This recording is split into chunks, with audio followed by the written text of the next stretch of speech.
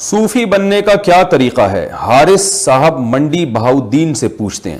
صوفی ازم کیا چیز ہے؟ اسے اپنے اوپر کس طرح اپلائی کیا جا سکتا ہے اور کس طرح اس پر عمل کیا جا سکتا ہے؟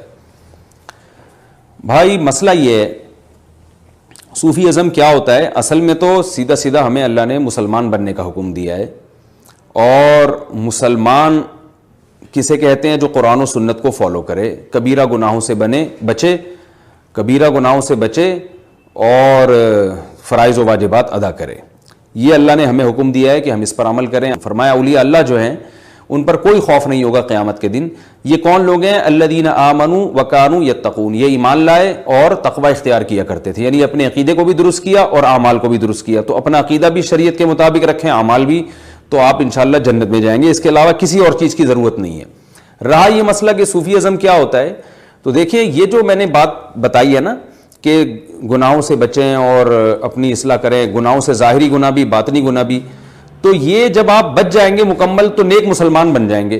تو یہ صوفی ازم جو ہے نا ایک ٹرم ہے، ایک اصطلاح ہے جو بعد میں ایجاد ہوئی ہے۔ وہ اصطلاح اس لیے ایجاد ہوئی کہ ہوتا یہ تھا کہ جب اسلامی حکومتیں قائم ہوئی ہیں تو سب لوگ ہی گناہوں سے بچا کرتے تھے، کیونکہ گناہ کرنا اس وقت مشکل ہو گیا تھا، کیونکہ حکومتی قوانین تھے اور لا تھا، اسلامی قانون تھے، تو نماز سب پڑھ رہے ہیں، روزہ سب رکھ رہے ہیں۔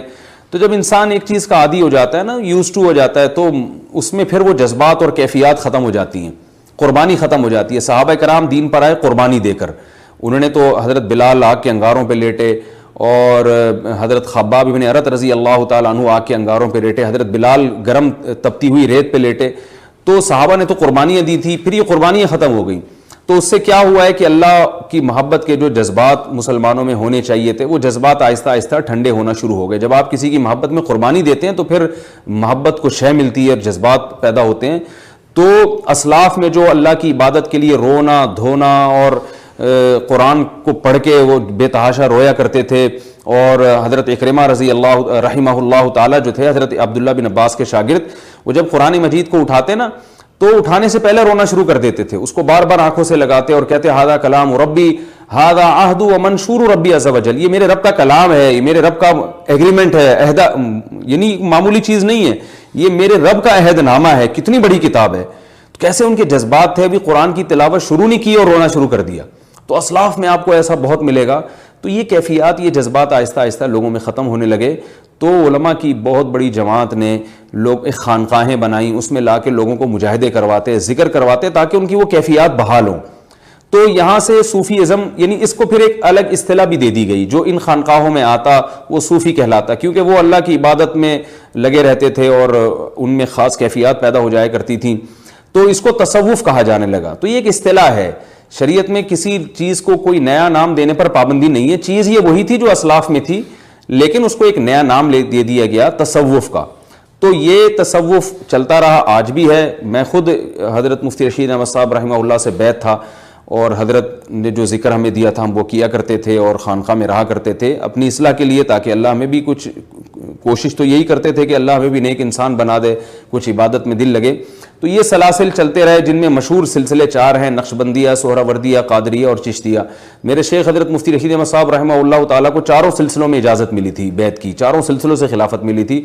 تو ہمارے حضرت 4 سلسلوں میں بیعت کیا کرتے تھے۔ تو لیکن جہاں اچھا اس کی اصل قرآن سے ہمیں ملتی ہے۔ قرآن مجید میں اللہ تعالیٰ کا ارشاد ہے ارسل رسولہ بالہدیٰ، اللہ تعالیٰ نے اپنے رسول کو ہدایت کے ساتھ بھیجا۔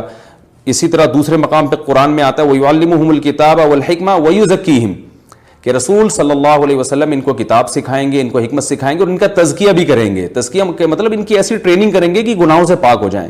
تو نبی نے ٹریننگ کی ہے صحابہ کرام کی، صحابہ نے ٹریننگ کی ہے تابعین کی، تابعین نے ٹریننگ کی ہے تبع تابعین کی۔ تو یہ سلسلہ سینہ بسینہ آج تک چلا آ رہا ہے۔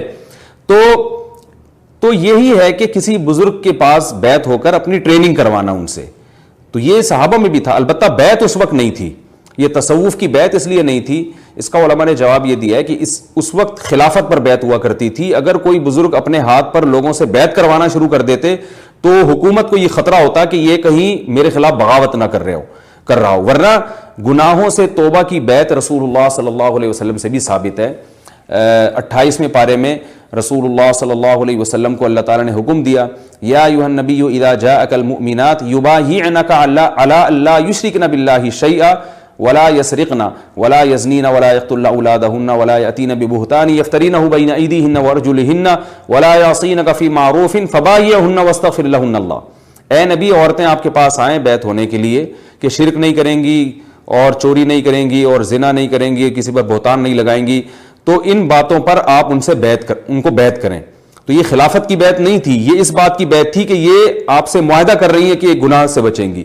تو نبی صلی اللہ علیہ وسلم یہ بیعت صحابہ سے بھی لیا کرتے تھے اور صحابیات سے بھی لیا کرتے تھے، صرف گناہوں کو چھڑوانے والی اور شریعت کو فالو کرنے والی بیعت۔ تو نبی صلی اللہ علیہ وسلم کے بعد خلفائے راشدین نے جو بیعت کی وہ خلافت کی بیعت تھی۔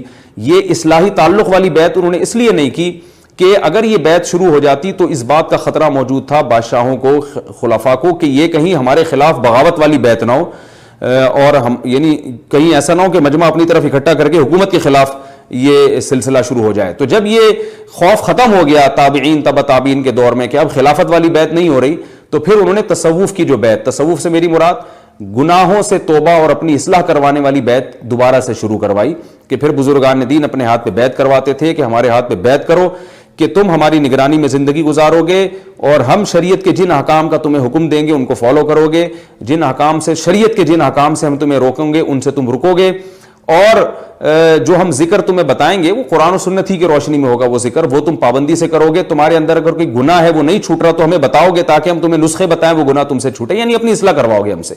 تو یہ اصل تصوف تھا، اور اب بھی الحمدللہ بہت سارے اہل اللہ ہیں جو اس تصوف پر عمل کر رہے ہیں، جس سے اللہ نے لاکھوں اولیاء اللہ پیدا کیے دنیا میں۔ تاریخ میں جس بڑے بزرگ کا بھی آپ نام لیں گے نا، تو جس بھی بڑے سے بڑے بزرگ کا نام لیں گے 99% بزرگان دین ایسے جن کا کسی شیخ سے اصلاحی تعلق رہا تھا۔ علامہ ابن تیمیہ رحمہ اللہ تعالی انہوں نے بھی شیخ سے اصلاحی تعلق کی اہمیت کو بیان کیا ہے۔